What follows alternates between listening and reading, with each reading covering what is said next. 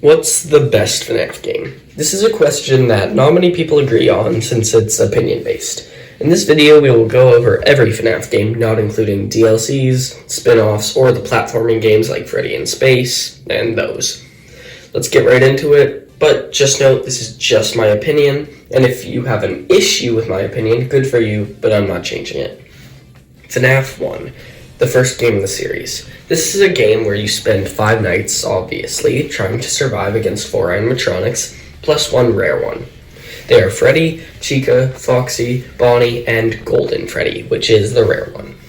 Gameplay-wise, all you do is really sit in a small office, unable to move, and you control doors, lights, and cameras. However, this does not make it boring.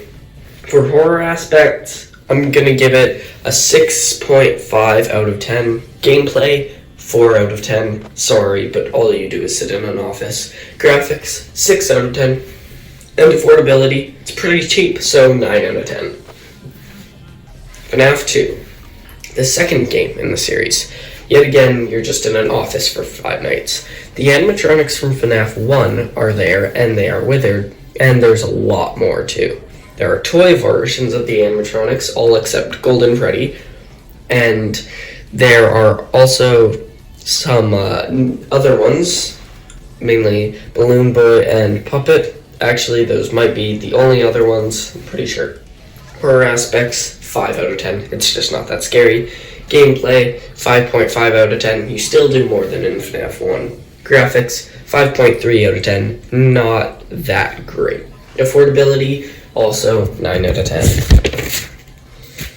FNAF 3. This is the third game in the series. No more toys or Puppet, and the animatronics are now in shadow form, and Springtrap joins the bunch. Once again, you survive 5 nights, and you win. Horror aspects, 4 out of 10.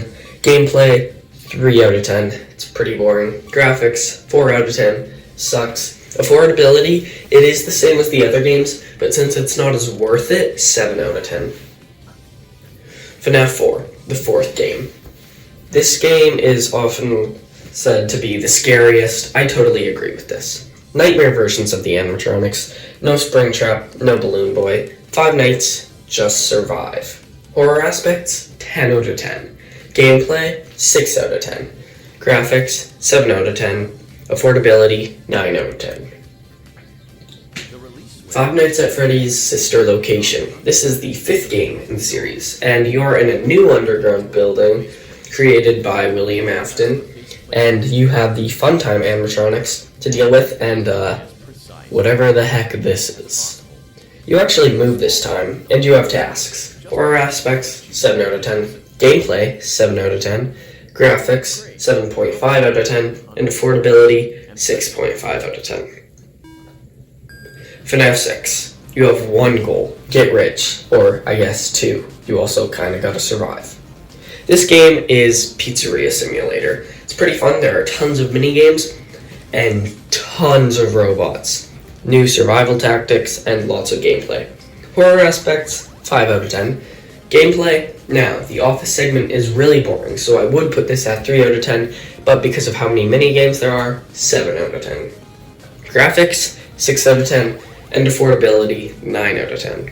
UCN, Ultimate Custom Night. So many robots. It's really overwhelming, right? There's 50 in total. Yeah, it's pretty overwhelming. But you do choose what you deal with, which makes it custom and awesome, obviously why it's Ultimate Custom Night. Horror aspects, 3 out of 10. The jump scares are basically just PNGs, like FNAF 6. Gameplay, 7.5 out of 10 because you customize it to your liking. Graphics, 5 out of 10. And affordability, 8.5 out of 10. Five Nights at Freddy's Help Wanted 1. An incredible new VR experience. There are new challenges, terrifyingness. Yeah, sure, I'll just say that. Beat all the minigames and you win. There aren't exactly nights in this one, but there's a lot of minigames. Horror aspects, 9.5 out of 10. Gameplay, 9 out of 10. Graphics, 9 out of 10. Affordability, okay. let's talk about this. If you already have a VR device, then it's pretty cheap. But if you don't, those things cost like $300, so 2.5 out of 10. FNAF World, it's weird but cool. Just like Pokemon, but better lore and weirder characters. Horror aspects, 1 out of 10. Gameplay, 6 out of 10. Graphics, 4.5 out of 10. Affordability, 3.5 out of 10.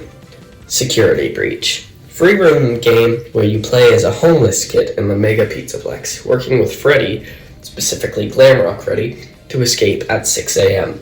Horror aspects, 3 out of 10. It would have been 1 out of 10, but that endo section in the parts and service area is terrifying. Gameplay, 8.5 out of 10. Graphics, 6 out of 10. Affordability. This is one of the most expensive games, so 4.5 out of 10. FNAF Help Wanted 2. The second Help Wanted, with even more mini-games, animatronics, and lots of fun. Also, you move in this game, and there's tons of different things. So, horror aspects. Now, it would be 10 out of 10, because obviously terrifying parts, but there's parts that aren't terrifying. So because you're able to customize and choose what ones you want to do based on if you think you're ready for that terrifyingness or not, I'm giving it 11 out of 10. Gameplay, 10 out of 10. Graphics, 10 out of 10. And affordability, 4 out of 10. After all that, in my opinion, I think that Help Wanted 2 is the best FNAF game. Thanks for watching, subscribe if you enjoyed. See you next time.